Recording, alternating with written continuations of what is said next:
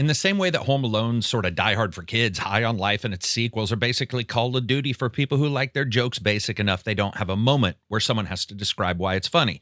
If it's funny is another thing, and we'll talk about that. Let's sort of get some things out of the way right away. High on Life 2 is exactly what you expect from Squanch Games and its sequel, which means it's either going to be your absolute favorite thing this year or the most annoying experience you've had since that one time your friend made sure that you watched their entire vacation slideshow. The game drops you back into the absurdist sci-fi universe where aliens love getting high off humans, this time throwing in a pharmaceutical conspiracy, kidnap people, and so much dick and fart jokes you'd think the writers were all 13-year-old boys who just discovered they can get through Pornhub age gates by simply picking a different date on the sign-in. It's almost impossible to play the game without also realizing just how awesome it is that Stranger's Wrath vocal ammo made it into games in the future. In many ways, a lighter, comical version of Tyranid weapons and Warhammer, except not shooting bone and mucus, but questionable liquids and body gases. Honestly, if I had a choice which of those two types of guns I would want to be shot with, it's neither, actually. The basic premise remains pretty familiar, a first-person shooter where you're a bounty hunter with sentient alien guns, but the sequel actually manages to feel more like something different than just an exact carbon copy of the original, which is honestly shocking considering how much of it seems like it was designed to make you sit back and go, ooh, they said that? Squanch is releasing High on Life 2 for PlayStation, PC, Xbox, and Nintendo Switch on February 13th and April 20th for the Nintendo Switch. When it comes to the story, the narrative here follows 5 years after the first game, where you've apparently become the most famous bounty hunter in the universe. Your lucrative life gets interrupted when an alien pharmaceutical conglomerate kidnaps your sister, which pulls you back into the life.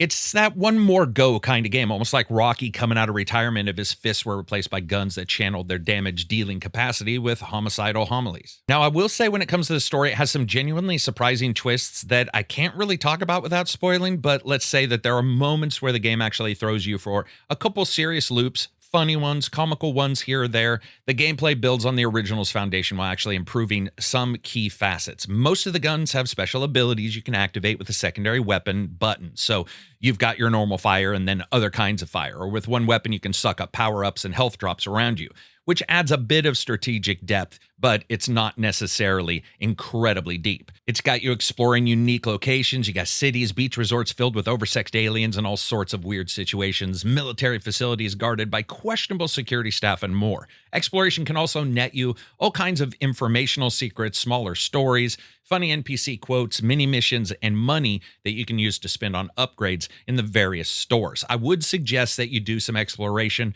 because it's just actually fun to do that in a game like this, and it ends up rewarding you pretty quickly. While combat is fast-moving when it comes to shooting and sprinting, rail grinding, double jumping, taking on enemies with various abilities, and in different groups, it's delivered to you in different sequences of events, with some open-area battle locations being the much more enjoyable sections of this, especially compared to any kind of fighting that happens in tighter spaces. That's because the game also introduces a new element of travel, which I'm sure you've seen before, and this is the skateboard. Supposedly, this was a mechanic from the first game that was dropped, and when the developers put it back in, they realized it was fun as hell. So instead of making it one time sort of a thing, they said, if you like it one time, what about 1,000,000 times? And I am going to get to why that's simply not true all the time. Firstly, though, the skateboarding mechanic itself is a big addition here, and while it's designed as, I would say, a core traversal system rather than a gimmick, obviously, there are definitely times where it does make the game world feel weird. You can grind rails, pull off tricks, pseudo tricks, I guess, and even drop kick the board into enemies, which is actually pretty fun when it works.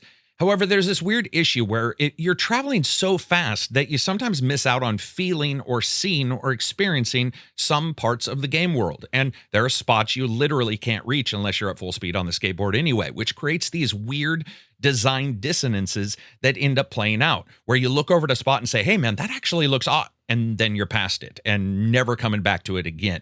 Being able to combo your knife that's also a grappling hook in the game does end up playing out well, with you having the ability to leap from one rail grind to another going in the opposite direction. That's a nice stroke of genius instead of restricting players to some kind of realistic idea of turning into a friggin' YouTube short when gravity wins and suddenly you see the back of your own kneecaps. Instead here, injuries are just specifically for the guns, and ingenious use of the skateboard and grapple are for you. You can pull off a bunch of pretty much unrealistic moves that end up playing out incredibly fun throughout those moments, especially in some of the larger battle areas where those grinds and using that grapple are really intrinsic to success.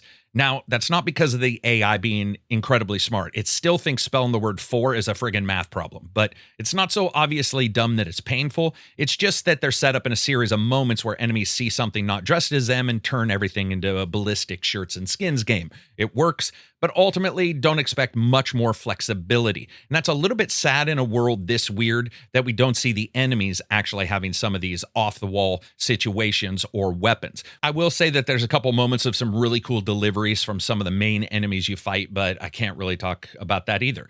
The dialogue system's been expanded with actual choices when talking with your weapons, which is a nice touch that really lets you influence how they react to your different murderous exploits, what they say, and also talking to others. And that creates a cool mix of environmental puzzles, NPC interactions, the combat, and collectibles scattered throughout. So let's be honest, it's no Witcher 3 in terms of depth, but there is a great deal here that you can explore.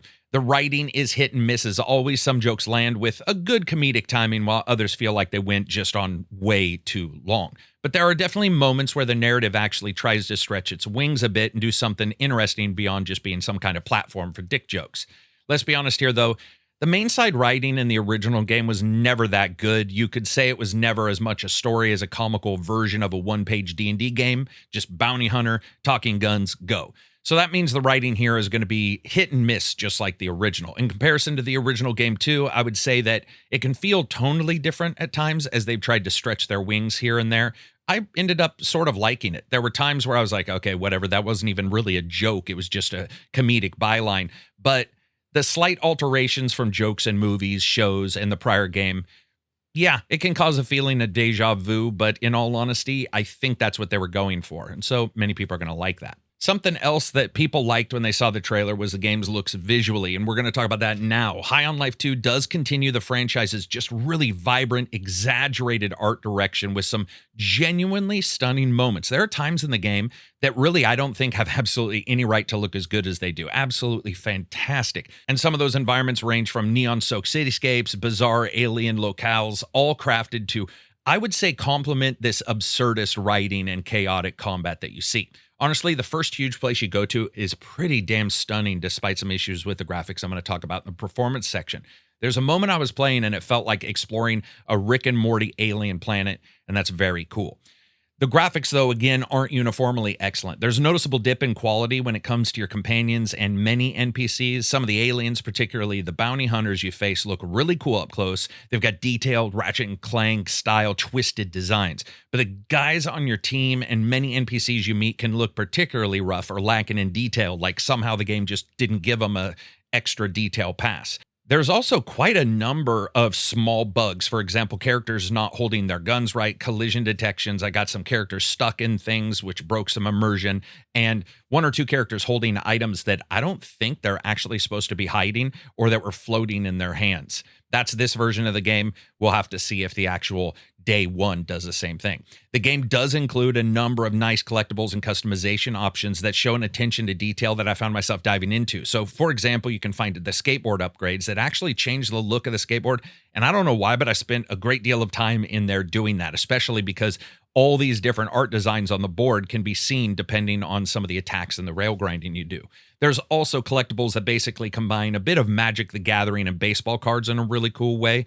Also, most of the stuff you buy in the game has this toyified feeling that rocks, like buying a gun that comes in a box, almost like you would say a model from an old RPG D&D model shop. That atmospheric touch really works. What doesn't work as well is the performance. High on Life 2, it has a good number of settings. It's got DLSS and frame gen and FSR, reflex lighting, shadows, global illumination, and others. Shadows continues to be the FPS killer here, many times even over the global illumination settings, so keep an eye on that because I was able to get mostly solid FPS. The game still, though, had some issues performing at the expectations of the hardware I have. It doesn't mean it wasn't able to hit 60. It just means that when you're getting some frames and you're looking at the frame rate counter, you start to get into a battle area or into a place that, you know, you just have been exploring for a couple hours, and for some reason the FPS starts to dip. Even with that 4090, I noticed some noticeable drops. Again, not drops below 60 because there's various settings you can adjust, but just up and down more than you would expect. The one thing that is noticeable here, though, and I have to point out, is there's a lot of pop-in. It doesn't happen all the time, but it can happen anytime. And it gives the game what I would say to be a rougher presentation than it really has any expectation or right to give. And when you add that to the lower detail aliens and all of that, especially when you look at a game like this with the artistic stylings it has, I wouldn't say it necessarily needs a ton of resources to run in some locations. I would have liked to have seen that detail up. And I hope that pop-in gets patched because you would just see it in random places. And this was across 3 machines. And you sit there walking through a city and you're like, wait, did half of that building just morph right in front of me? As a package, I would say I love the art design. I like the design of the worlds. I really did enjoy a lot of the one-liners, the character animations, all that kind of stuff. When it combines as a package, it gives some real feeling to the guns, the way they move and animate. But at the same time, also a bit rough and almost like moments were forced just to get a particular part and for you to get through that part. Again, there are some surprises here that are very cool, though. Now, when it comes to the audio, good and bad. Sound-wise, I would say the game is fine. Most of the guns have that typical laser rat-a-tat-tat sound. There isn't anything really special here or something that you're going to necessarily have you go, wow, that is a great audio landscape. But at the same time, acceptable. The talking weapons, I think, remain pretty much the highlight with different attitudes and personalities that, again, give you that Stranger's Wrath vibe. I love that. The voice acting is pretty solid, bringing a new presence to the actual guns than we got before. You'll just have to see if you like it because they've changed the voice actor, obviously. But let's talk about music for a second because, yes, it's subjective. It is. But there's a lot of times where the music in this game, with its slight, always alien warble that feels like, hey, these are aliens. They're not going to be humans. They're not going to be listening at the tone and key and chord that we do. But because it continually pipes in, it actually becomes very bothersome.